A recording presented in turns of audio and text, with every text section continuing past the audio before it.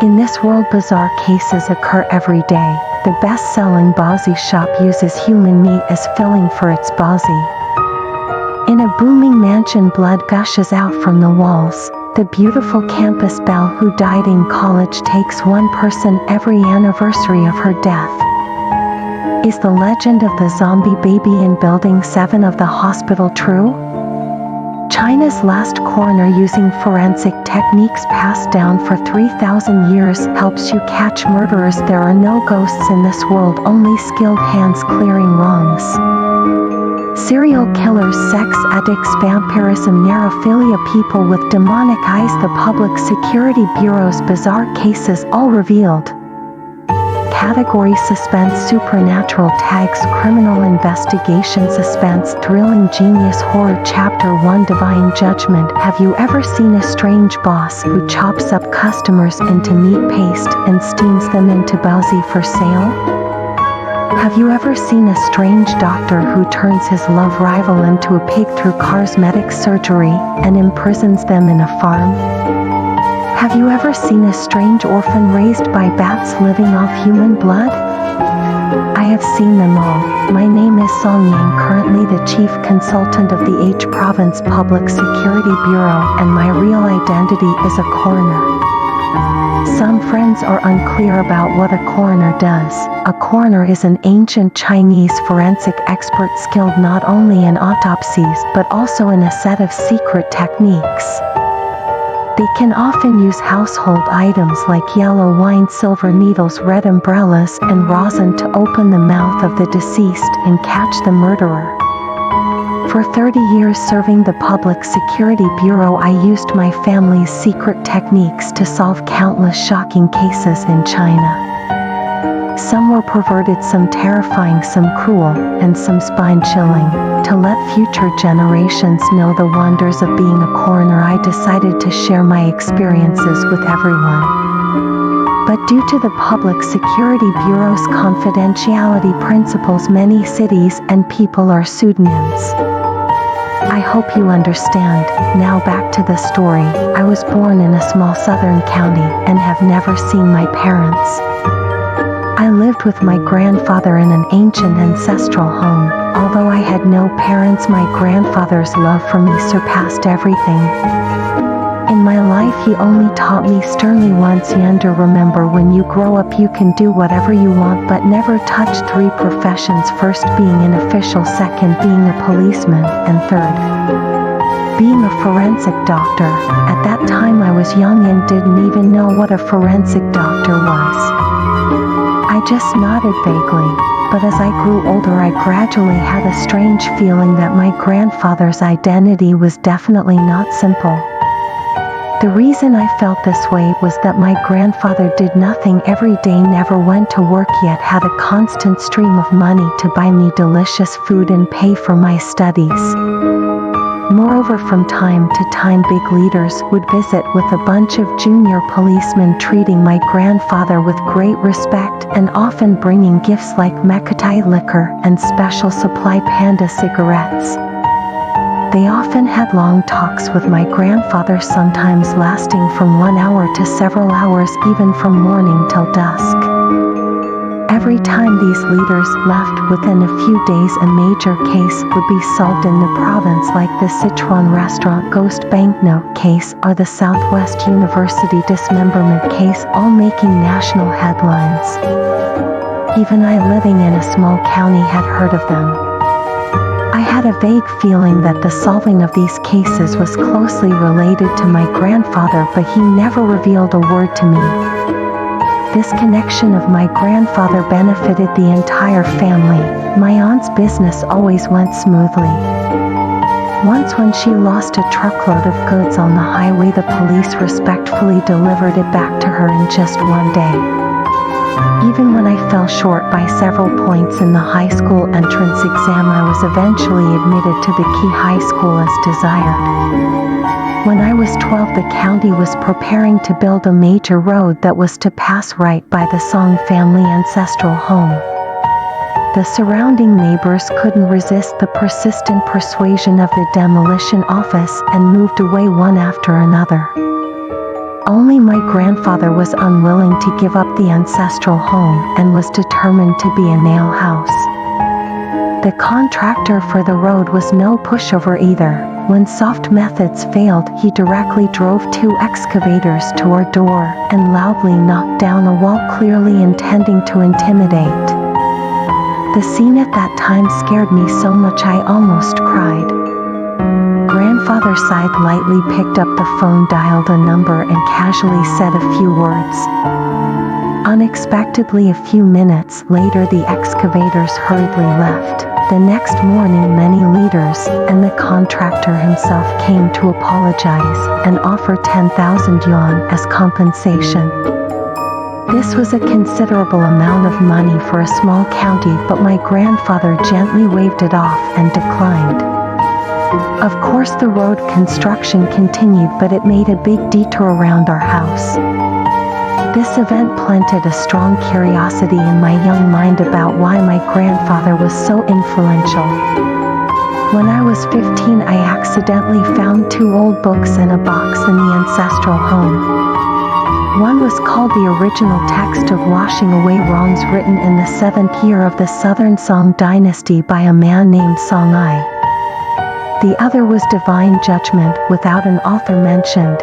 Given my literary level at the time, understanding these ancient texts was quite challenging. I could barely understand the illustrations, which were about human anatomy and forensic examination. For some reason, these 2 books had a supernatural allure for me. Once opened, I couldn't put them down. I secretly read them, displaying a tenacious spirit, and finished these obscure ancient texts. These 2 books were like a gateway to a new world for me. Although they mentioned the profession of a coroner who specializes in examining corpses to find clues for solving cases, I didn't find it scary at all. Instead, I found it refreshing, interesting, and full of challenges. When I was 16, I had the first opportunity in my life to apply what I had learned. It was the height of summer. My grandfather went out early in the morning for some business. I was on summer vacation at home, idly catching cicadas on the trees with a glue-coated bamboo pole. Suddenly, a black Jetta car screeched to a stop at the entrance of the Song family ancestral home. A burly man got out of the car with a square face, thick eyebrows, big eyes, and bronzed skin. He walked into the courtyard briskly. I recognized him as a police officer who had visited my grandfather several times before. I think his surname was Sun. Officer Sun was not in his uniform today, but in a short-sleeved shirt holding a briefcase. He was sweating profusely with wisps of steam rising from his head. Upon seeing me, he asked, "Kid, is your grandfather home?" "No, he's out," I replied. Officer Sun frowned, lifted his collar, and kept fanting himself, muttering, "This weather is killing me." I quickly said, "Uncle, come inside and have a seat. I'll get you a cold drink." "All right, how considerate," he replied. Officer Sun was very straightforward. He found a chair in the living room, without hesitation took the large glass of Coke I gave him, gulped it down, wiped his mouth contentedly, and then lit a cigarette, asking, "Kid, are you in high school?"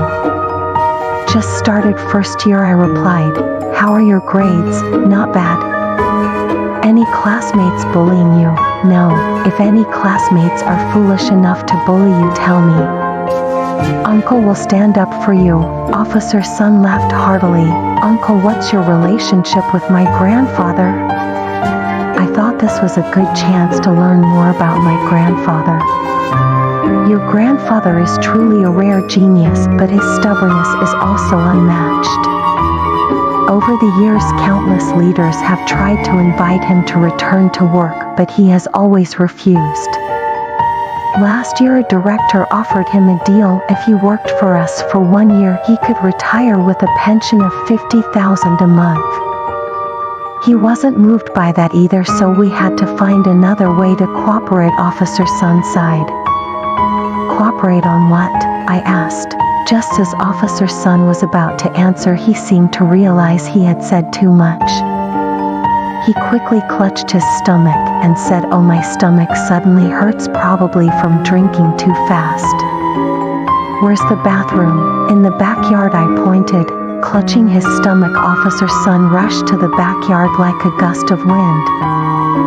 Soon after, I heard a series of noises. The button on Officer Sun's briefcase on the table had come undone, and a photo had slipped out showing some red and green stuff. My curiosity was piqued. Taking advantage of the fact that no one was around, I reached out for it, my heart pounding. I knew peeking at a police officer's confidential files was illegal and could land me in jail, but my curiosity got the better of me.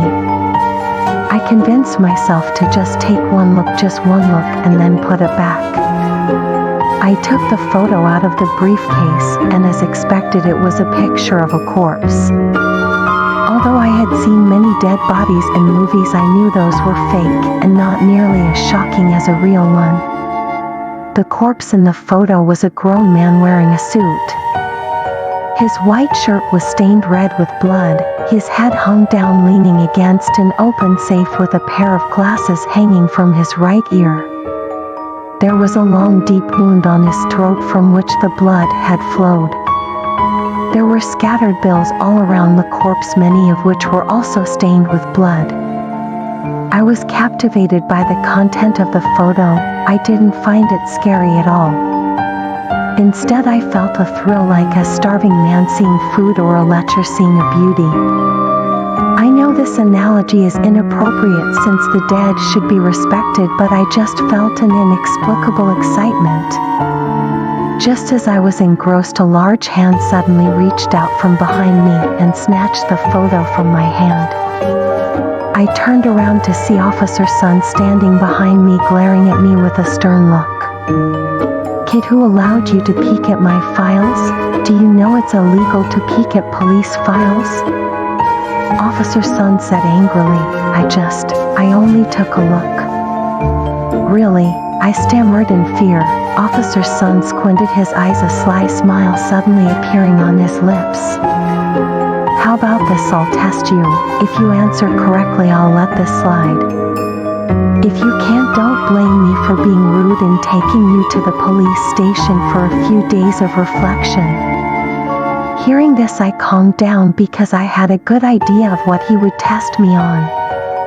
Sure enough, after I nodded in agreement, Officer Sun asked, "Tell me, what weapon killed this man?"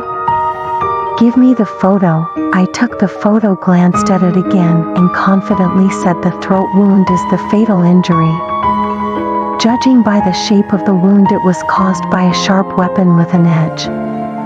But if it were a knife or dagger, you wouldn't be asking me this question, so the weapon must be special." "Not bad, kid. You seem to know what you're talking about. So tell me, what exactly is the weapon?"